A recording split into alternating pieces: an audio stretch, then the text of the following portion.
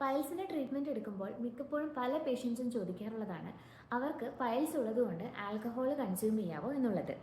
ഈ ആൽക്കഹോൾ എന്ന് പറയുന്നത് ഒരു ഡയൂററ്റിക്സ് ആണ്. അതായത് ആൽക്കഹോൾ കൺസ്യൂം ചെയ്ത് കഴിഞ്ഞാൽ നിങ്ങൾക്കറിയാം നമുക്ക് യൂറിനേഷനുള്ള ടെൻഡൻസി ഒക്കെ കൂടുന്നതായിട്ട്. സോ ഒരുപാട് വെള്ളം നമുക്ക് ഇതിലൂടെ നഷ്ടമാകുന്നുണ്ട്.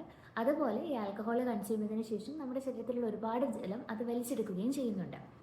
നമുക്ക് എല്ലാവർക്കും അറിയാം പൈൽസിനുള്ളൊരു മെയിൻ കാരണമെന്ന് പറയുന്നത് ഇത്തരത്തിലെ ഡീഹൈഡ്രേഷൻ, അതായത് ശരീരത്തിൽ വെള്ളത്തിൻ്റെ അംശം കുറയുന്നതാണെന്ന്.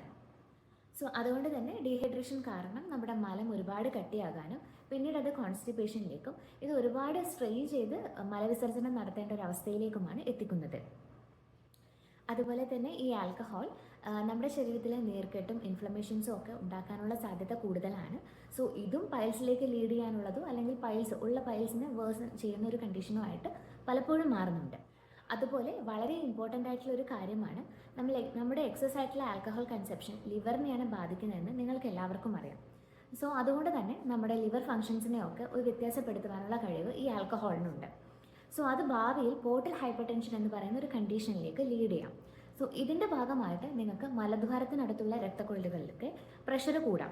സോ അതിൻ്റെ ഭാഗമായിട്ട് നിങ്ങൾക്ക് പൈൽസ് വരാനുള്ള ചാൻസസ് ആണ് ഇവിടെ കാണിക്കുന്നത്.